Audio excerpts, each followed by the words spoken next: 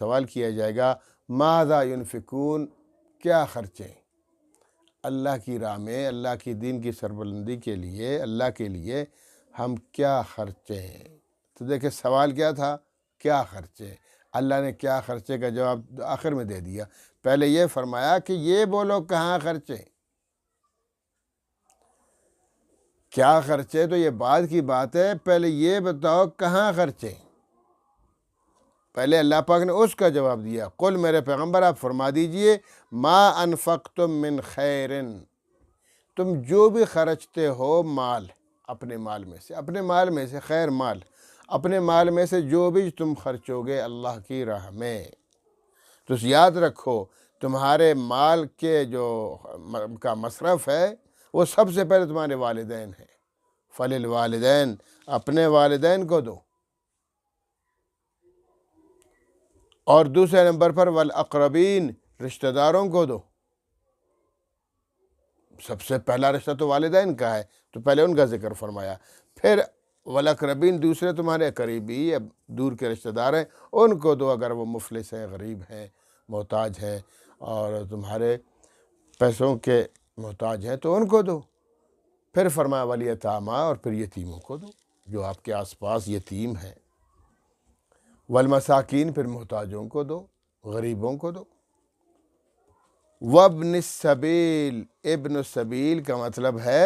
مسافر کا بیٹا، مطلب مسافر، سفر کا بیٹا، سبیل سفر کو کہتے ہیں، ابن بیٹا سفر کا بیٹا یعنی مسافر، پھر مسافروں کو دو۔ تو یہ 5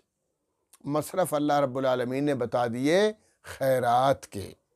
اور دوسری جگہ جو مصارف زکوٰۃ ہیں ان کو مصارف زکوٰۃ کہتے ہیں، وہ 8 ہیں، وہ مصارف زکوٰۃ ہیں۔ یوں سمجھے کہ یہاں اللہ رب العالمین نے نفلی صدقات کے مصارف بتا دیے، اور ادھر اللہ رب العالمین نے فرضی صدقات کے مصارف بتا دیے، تو وہ الگ ہے، یہ الگ ہے۔ تو اس لیے سب سے پہلے فرمایا یسألونک، لوگ سوال کریں گے کیا آپ سے میرے پیغمبر، ماذا ینفقون، کیا چیز خرچے ہم، ٹھیک ہے، ینفقون ماذا کہ وہ کیا خرچے ہیں، تو کل میرے پیغمبر آپ کہہ دیجئے ما انفقتم، جو بھی انفق خرچو گے تم جو بھی تم خرچو گے، من خیرن، مال میں سے، پہلی بات تو یہ ہے کہ یہ جو من تبعیضیہ ہے، اس کا یہ ہرگز مطلب نہیں ہے کہ تمہاری جو ضروریات، جب تمہاری ضروریات پوری ہو جائیں پھر جتنا مال ہے وہ سب اللہ کی راہ میں دے دو، نہیں، فرمایا من تبعیضیہ ہے کہ اس میں سے بعض خرچو، باقی اپنی ضروریات کے لیے رکھو، اپنے گھر کے لیے رکھو۔ ہاں اگر کچھ دل والے ہیں کہ بھئی اپنی ضرورت پوری کرنے پر سب کچھ دے دیتے ہیں اللہ کی راہ میں، تو وہ الگ بات ہے، وہ دے سکتے ہیں، لیکن حکم فرمایا سب کا نہیں ہے بلکہ کچھ کا ہے، من تبعیضی ہے۔ اور بسا اوقات ایسا بھی ہوتا ہے کہ بندہ ہے جناب، اس کو کسی نے ترغیب دی، اس کو رحم آیا، ویسے بھی خرچہ کسی کہیں 500 دے رہا ہے، کہیں 1000 دے رہا ہے، اور پتہ چلا اس پر ادھار بھی ہے، ادھار نہیں دے رہا، اور پھر پتہ چلا کہ جناب بیوی بچوں کو کوئی خرچہ دیا نہیں ہے، وہاں تو آٹا بھی نہیں ہے گھر میں،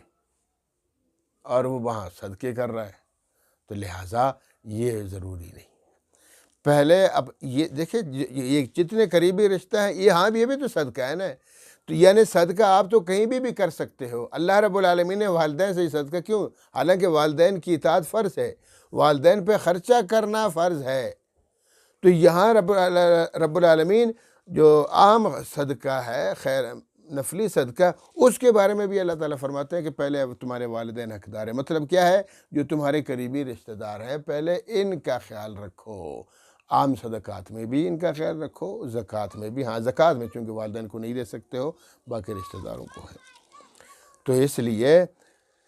پہلی بات تو یہ ہے کہ سارا مت دو، کچھ دے دو، اور دوسری بات یہ ہے کہ شروع کرو اپنے رشتہ داروں سے، اپنے قریبیوں سے، تو اس لیے فرمایا فللوالدین، تو والدین کے لیے ہیں، تمہارے جو صدقات ہیں، نفلی صدقات ہیں، خیرات ہیں، سب سے پہلے والدین کو دو، والاقربین، رشتہ داروں کو دو، والیتامی، یتیموں کو دو، والمساکین، مسکینوں محتاجوں کو، وابن السبیل اور مسافروں کو۔ یہ 5 مصرف اللہ رب